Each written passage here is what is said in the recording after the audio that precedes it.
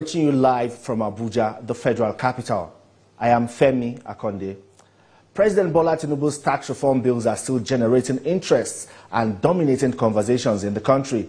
Despite the prospects of this bill and the now seeming setback, the spotlight will now be on the National Assembly. But it's unclear what will be the fate of a bill that the presidency says will create efficiency and enhance productivity in Nigeria's tax administration. On the program last week, we had the chairman, Senate Committee on Finance, Senator Musa Sani Mohammed, who will play a crucial role in legislating on the proposed tax reforms bill. Here is what he had to say.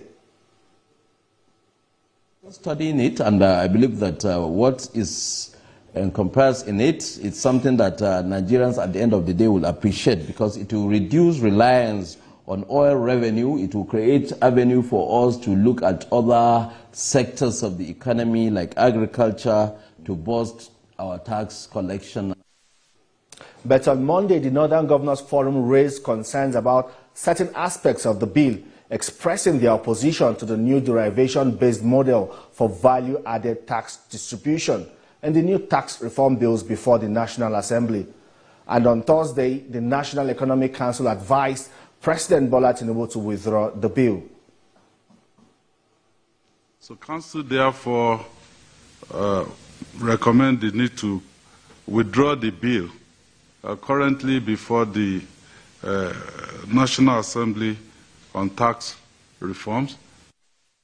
But President Bola Tinubu has referred them to the National Assembly, where this bill will be deliberated and considered. He says their participation in the process will give them an opportunity to make inputs and amend this legislation. On the program today, our discussion will be from a broader economic perspective and a political angle. My guest is the Special Advisor to President Bola Tinubu on Communication and Orientation, Mr. Sunday Dari. Welcome to the program, sir. Thank you, Femi, for having me. Yes, he was also a Minister of Sports and Youth Development in President Buhari's administration until that tenure expired on the 29th of May last year. Yes, let's quickly talk about these tax reform bills. We know that President Bola Tinubu has asked them to ask governors and those who are interested in maybe reforming or reworking the bill should go to the National Assembly. But how important is this bill now for economic growth and in driving President Bola Tinubu's economic agenda?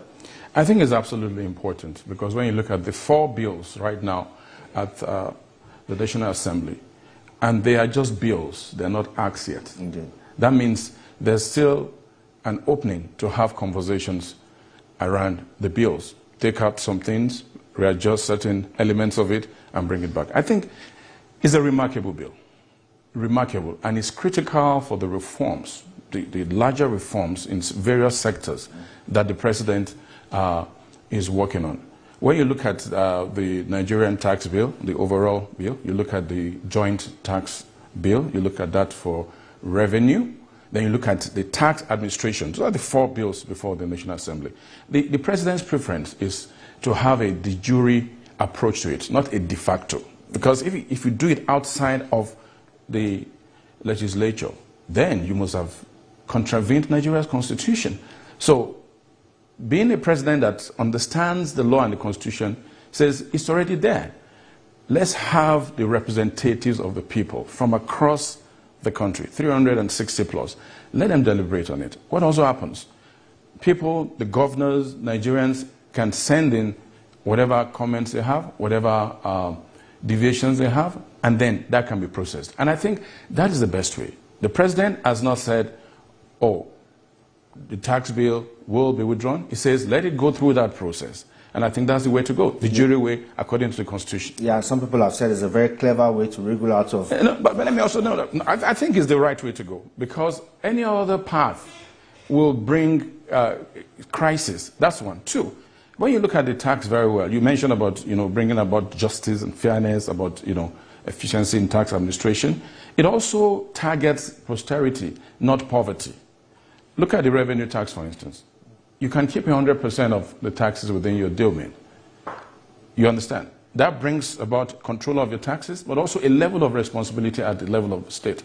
So when you look at it, I can reel out several features of that tax. I think what's important is that everyone should work with the experts you have, even at the level of state governors, and go through, because, like I said, it's a remarkable document, and Nigeria has arrived at a junction that it must look at its taxes. When you look at several other countries, they have tax reforms. America, for instance, never, on a continuous basis, that happens. I think we're at that point now, and we must all hunker down and support Mr. President in this process. Yeah, before these tax reform bills, Nigerians have also been complaining now. And how are you explaining to Nigerians who say that when this administration assumed office at the end of President Muhammadu Buhari's administration, a litre of petrol was around 210 naira, the dollar was around, official price was around 439 naira, and then in the black market was 720 naira. The reality today is different, which is a great departure from where the previous administration left it. And everyone had thought that, in that sense of continuity,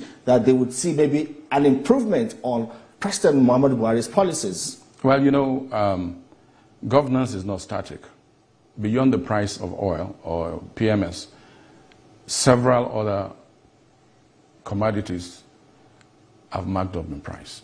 But let me back up to the departure of the last administration and the entrance of the new administration. They talk about PMS, about subsidy, has been on for over a decade. Indeed. Recall. And every time, every government had found a way to sidestep it. Deep down, Nigerians knew it will come to that day of judgment, that a leader will emerge and eventually take that decision. So a leader emerges. Even the previous administration that left actually did not put subsidy money beyond June. So the facts are there. It's good to really face the facts. Another fact we must face, $600 million every month, 7.5 billion in a year. Massive pressure on our forex. The country has been bleeding through subsidy, and something had to be done. When you look at other countries, Indonesia, Malaysia, who had similar, particularly Indonesia, they removed their own subsidy in phases, but they still had to mark it up, both for PMS and diesel. They brought about safety, social safety programs just like we have, which I'm going to reel off much later, NEL Fund, Credit Com, and all of that. Eventually what happened, between 2015 and 2020 or 2021, they moved from crisis to stability. Indonesia moved from crisis to stability. They made necessary adjustments, sacrifice on the part of government, understanding and sacrifice on the part of the people. As we speak now, the World Bank has predicted that between 2024 and 2025, Indonesia will have a GDP of 5.1 to 5.4. And I think when you look at that and you see Nigeria's similar situation, we're in that pot. The times are difficult because tough decisions have to be taken. And of course, there are challenges. But you have a president who it did not stop at just removing the subsidy. He went ahead to roll out programs to provide options for Nigerians. And I think that's important. Yeah, everyone agrees that this whole fuel subsidy regime was a scam. Even those that campaigned alongside President Bola. Absolutely. Yeah, they all said presidential candidates. Yes, they all said they were going to remove the subsidy. They all condemned the whole subsidy regime. And Nigerians also agree with that. But now that it has been removed, it appears as if it's also taking more money out of the pocket of poor Nigerians. And people are beginning to ask, can't it be reorganized in a way, or reinvented in a way that there will be proper accountability, and then reduce this whole hardship Nigerians are going through? Who says there's no accountability? No, but subsidy has been removed, but it can be returned in a more accountable way. Well, first, FARC has increased twice. FARC is shared by the federal government to the state government. The federal government takes its own. The state governments take double, almost triple of what, almost 57% increase. That is significant. Such monies are to go back to the state governments for them to take care of the people. You see, there's a tendency to pile all the blame on the federal government, on the center, on President Tinubu. But read our constitution. These resources are shared every month. Where do they go to? What do they apply them to? The president cannot dictate, but the president has given a general direction for this country in terms of reforms, in terms of the 8-point agenda he has for the country. The governors plug in, and they must invest these resources to help the people. I think that's the direction we need to go, and it's very important. Yeah, but you know, some of even President Bola Tinubu's worst critics, you know, they all acknowledge that, you know, he's that man that can take bold decisions. He has that courage to make bold decisions. Could it be that Nigerians were not ready for such a leader, or is it that, you know, these bold economic reforms are not just working the way they expect it to? Well, I think it's more of Nigerians not ready. It's a shock therapy to say, look, well, let us face reality. And I tell you, President Bola Tinubu is a man that loves data. He loves data. So before he makes a decision, he will have churned out and fed himself with data, look at all the options before moving forward. And I think that Nigeria has come to a time in which we must confront the reality of our time. The resources and revenue to government is going down. Our population is increasing. We have a lot of leakages in our system. And like I said, it must come to a time when you will need a leader to emerge. You see, we can continue to apply Band-Aid. This president says, no, we're not apply Band-Aid no more. Let me give you Lee Kuan Yew, 1953 to 1990. His story is well told. But when he came in, he took 3 major decisions that became extremely contentious. Yet he stood his ground all through, working with the people, explaining, but also making sure that increasingly there were improvements in the quality of life. First, he said, let's have English language as the unifier language. It was attacked all through. Second, he said, pay civil servants, public servants, massive salaries. Very important. The third thing he did was to ask that they bring the best people, experts, anywhere around the world. Best experts in energy, best experts in power, best experts in education, to build the backbone infrastructure needed for Singapore's development. Those 3 decisions were so contentious, but he stayed the course. This president will stay the course because he has seen the data and he knows that what Nigeria needs now is fixing. And I'm sure Nigerians will come to terms with this development, and in no distant future we'll start to see the impact. Already we're seeing it. You look at the CNG, for instance, it's an option. You look at Nelfon, extremely successful. You look at Credit Corp, as it is. More than 11,000 civil servants have gotten their money. The lowest interest rate you can ever get, 4%. So this president is at work for this country. This president deals with statistics and data, but also understands that to some extent there are certain decisions that have to be taken now.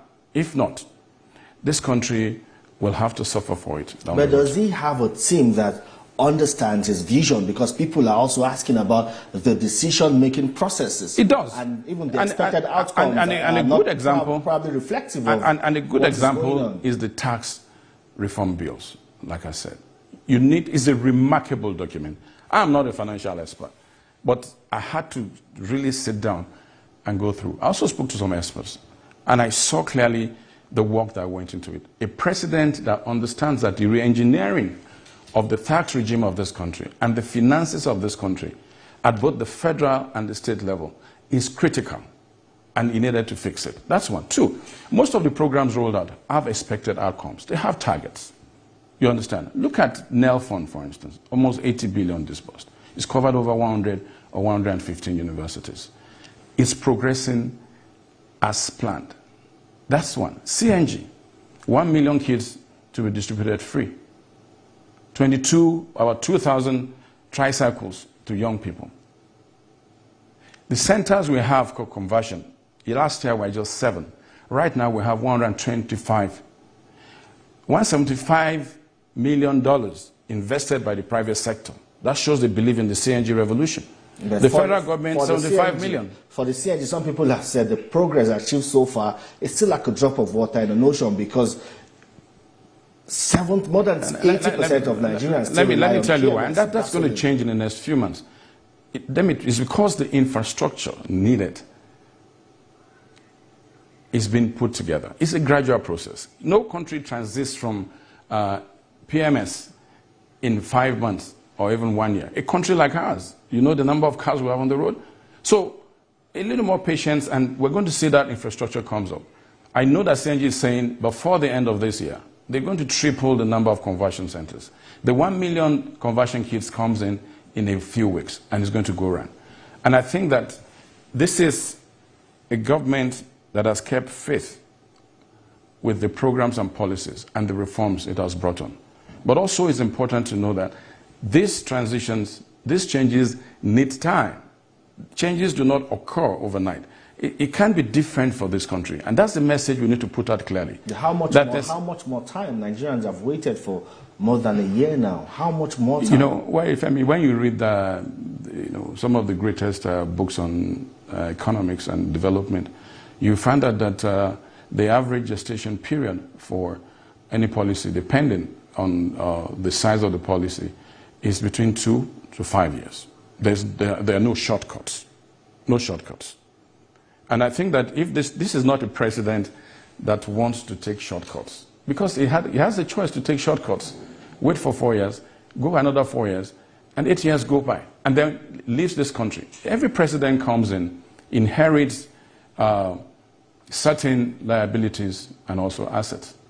And he has a responsibility. On his way out, he must bequeath a legacy. This president cares about his legacy, but also cares less about the applause. Because if you listen to the applause, if he listens to the applause alone, if he's somebody that just wants to be popular for the sake of it, he will reverse all these reforms. And then what happens? That's like digging the hole. When you're in a hole, you're digging deeper. Now he has provided several rafts through the reforms we're having. Look at the oil industry, for instance. Now we have Naira for crude oil. We have the Dangote refinery. The modular refineries are producing. In a short while, we're going to have at least 50% to 70% local refining. That's progress. When this happens, that's what happens in Indonesia. By the time they move from 25% local petroleum refining to about 60%, the price of oil came down. Don't forget, the PMS is benchmarked in dollars. Right now, we're having local refinery, reducing almost to less than 10% or whatever importation that will come in.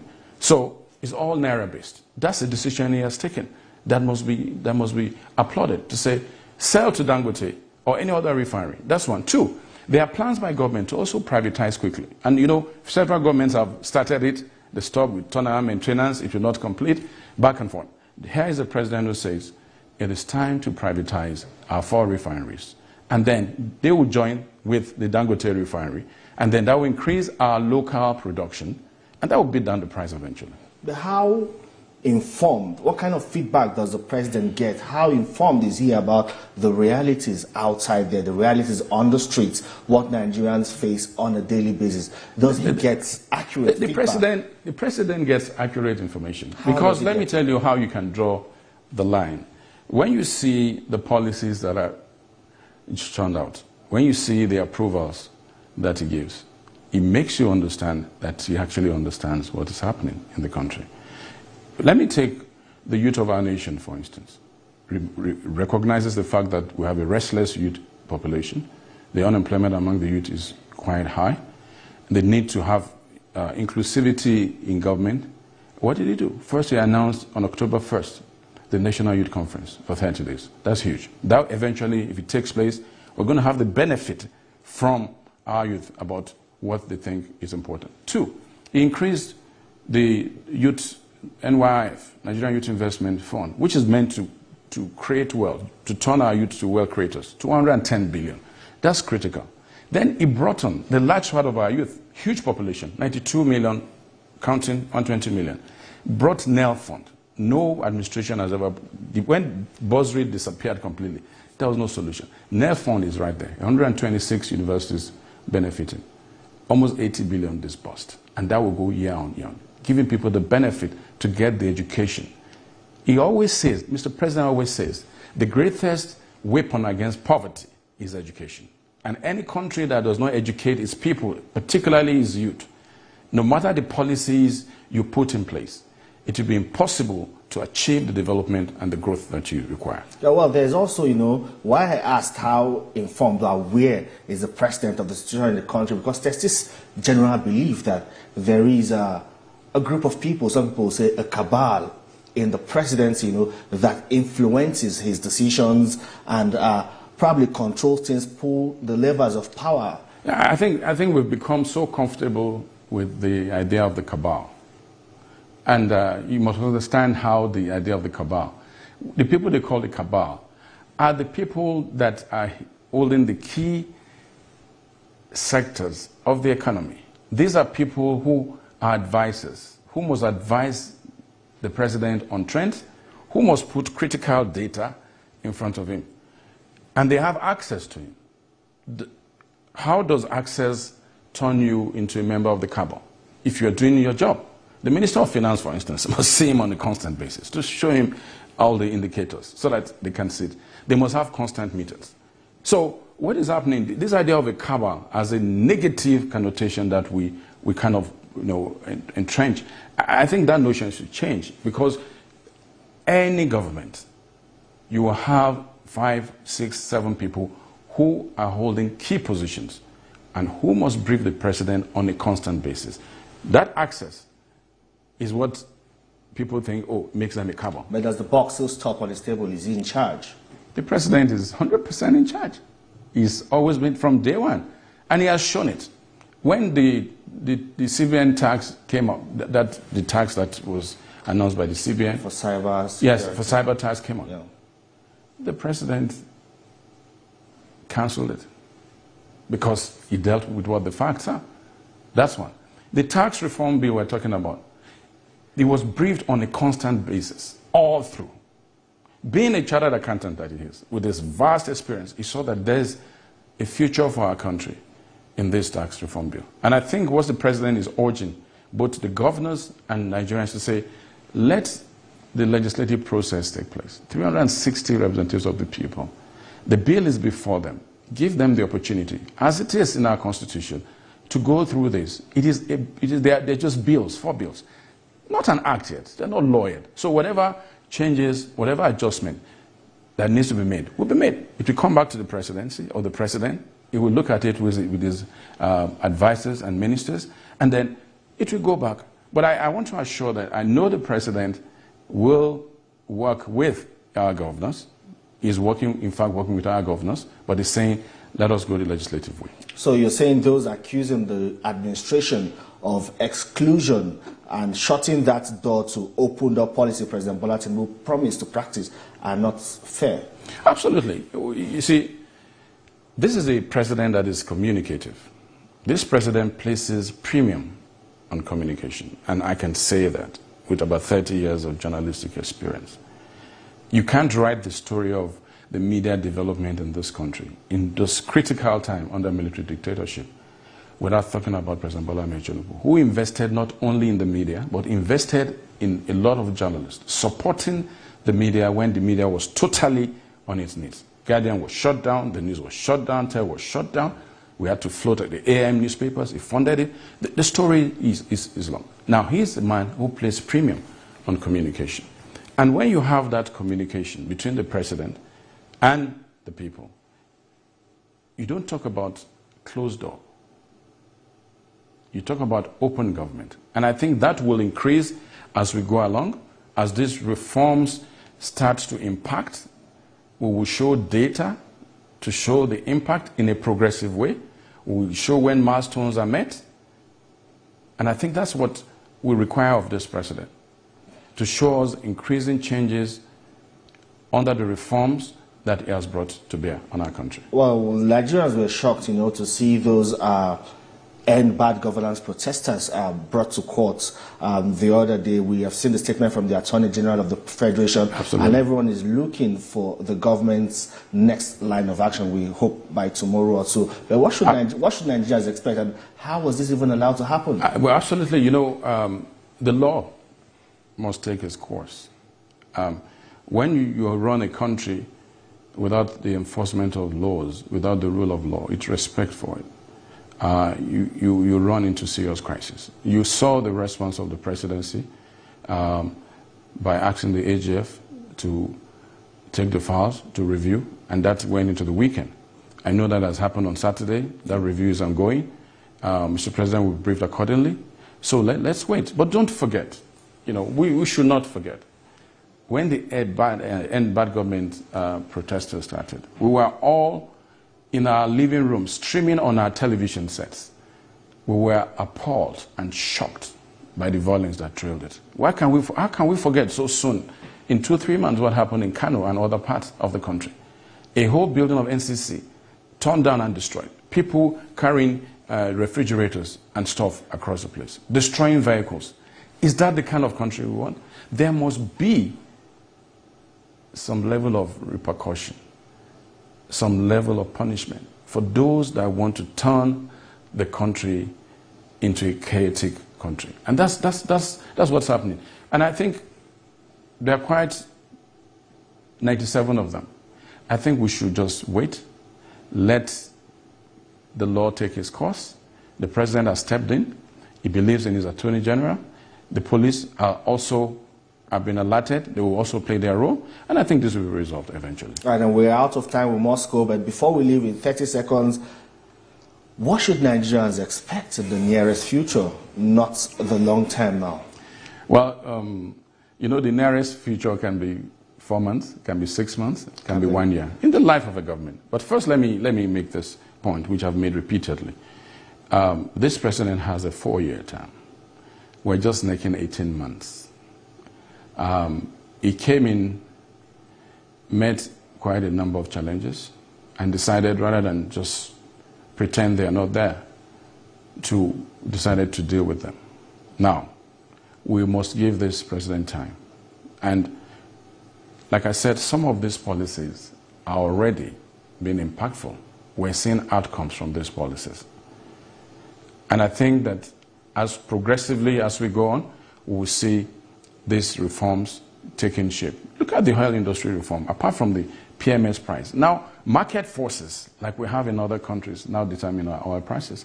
We see the president engaging almost every fortnight with Dangote, the NNPCL, just to make sure that eventually we get to an equilibrium. He's constantly at work to find solutions to our problem. And I think that's what's important. You have a president who is constantly at work to find solutions to this country's problem, but also leveraging on the expertise and the data available in this country comparatively to other countries to take these tough decisions that can get us out of the headwinds as a country. All right, I must thank you very much for coming on the program. Thank you. Mr. Sunday Darius, President Bola Tinubu's Special Advisor on Communication and Orientation. Well, that's all on the program this week. Do remember you can see a repeat of this episode at 11 p.m. And you can also see this program again on TVC News YouTube channel. Thank you for your time on the program. My name is Femi Akonde. See you next time.